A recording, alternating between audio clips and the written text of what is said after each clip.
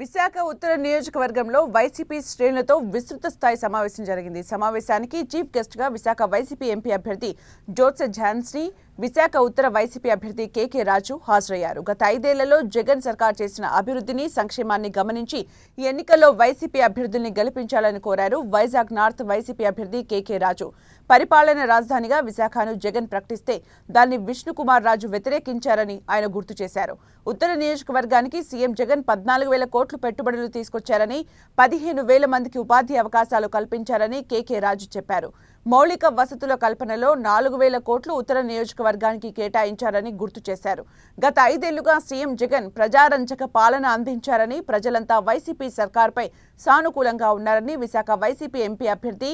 బొత్స ఝాన్సీ చెప్పారు. ప్రతిపక్షాల కల్లబొల్లి మాటల్ని నమ్మొద్దని, వైసీపీ అభ్యర్థుల్ని భారీ మెజార్టీతో గెలిపించాలని ఆమె పిలుపునిచ్చారు. ఈరోజు జగన్మోహన్ రెడ్డి గారు ఏదైతే మేనిఫెస్టో ఇచ్చారో చెప్పే ప్రతి అంశాన్ని కూడా ప్రజలకి కావలసినవి, ప్రజా అవసరాలను దృష్టిలో పెట్టుకొని ఈరోజు చేసినవి, సంక్షేమ అభివృద్ధితో పాటు ఈ ప్రాంతాన్ని గ్రోత్ ఆఫ్ సిటీగా ఏదైతే విశాఖపట్నం ఉందో దాన్ని ఈరోజు విషన్ విశాఖలో 1,00,000 కోట్లతో ఈరోజు చేస్తున్న కార్యక్రమాలు, వాటిలో అతి ముఖ్యంగా కొన్ని ఎన్ఆర్బిటర్ మాల్ లాంటి కానీ, అలాగే ఇక్కడ ఉన్న ఏదే టెక్ మహేంద్ర లాంటివి కానీ ఈ ప్రాంతానికి ఐటీలో కూడా ఈరోజు వెళ్తూ ప్రత్యేకించి ఇంకా రానున్న రోజుల్లో బీచ్ ఐటీ సర్జీ లాంటివి, ఐటీ టవర్స్ లాంటివి, అట్లాగే ఆ ఒక్క రోడ్డు కనెక్టివిటీతో పాటు అనేకమైన పోర్ట్లు, రహదారులు, international airport,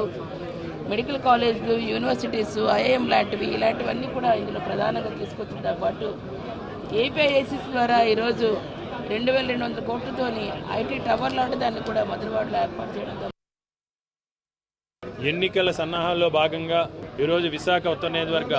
YSR Congress party కుటుంబ సభ్యులంతా కూడా కలిసి రేపు జరగబోతున్న ఎన్నికలకి మేమంతా సిద్ధం అని ఐక్యతను తెలియజేస్తూ ఈరోజు ఆత్మీయ సమావేశాన్ని ఏర్పాటు చేయడం జరిగింది. ఈ ఆత్మీయ సమావేశంలో విశాఖ ఉత్తర నియోజకవర్గంలో ఉన్న వైఎస్ఆర్ కాంగ్రెస్ పార్టీ కుటుంబ సభ్యులందరూ కూడా పెద్ద ఎత్తున పాల్గొని రేపు మే 13వ తారీఖున జరగబోతున్న ఎన్నికల్లో ప్రజలందరూ కూడా వైఎస్ఆర్ కాంగ్రెస్ పార్టీ అధినేత రాష్ట్ర ముఖ్యమంత్రి జగన్మోహన్ రెడ్డి గారి నాయకత్వాన్ని బలపరిచే విధంగా మేమంతా ఈ 5 సంవత్సరాలు కూడా నిజాయితీగా, నిస్వార్థంగా, ఎలాంటి లాభాపేక్ష లేకుండా అర్హతనే ప్రమాణంగా తీసుకుని జగన్మోహన్ రెడ్డి గారి పార్టీలకు అతీతంగా చేసిన మంచిని, మేలుని ప్రతి ఓటరికి కూడా తెలియజేసి తద్వారా విశాఖ ఉత్తర నియోజకవర్గంలో అత్యధిక మెజార్టీతో వైఎస్ఆర్ కాంగ్రెస్ పార్టీ గెలిచే విధంగా, శాసనసభకి గెలిచే విధంగా, అదేవిధంగా ఎంపీగా పోటీ చేస్తున్న డాక్టర్ బొత్స ఝాన్సీ లక్ష్మి గారికి ఒక భారీ మెజార్టీని విశాఖ ఉత్తర నియోజకవర్గం నుంచి ఇచ్చే విధంగా ఈరోజు అందరూ కూడా చర్చించుకోవడం జరిగింది. అందరూ కూడా చాలా సమరోత్సాహంలో ఉన్నారు కథన రంగంలో. ఎందుకంటే రేపు జరగబోతున్న ఎన్నికల్లో ఒకటే చెప్తూ ఉన్నారు ఇక్కడ ఉన్న నాయకులు కానీ, కార్యకర్తలు కానీ, విశాఖ ఉత్తర నియోజకవర్గ ప్రజలు కానీ, రేపు జరుగుతున్న ఎన్నికల్లో వైఎస్ఆర్ కాంగ్రెస్ పార్టీకి, జగన్మోహన్ రెడ్డి గారికి అండగా నిలిచి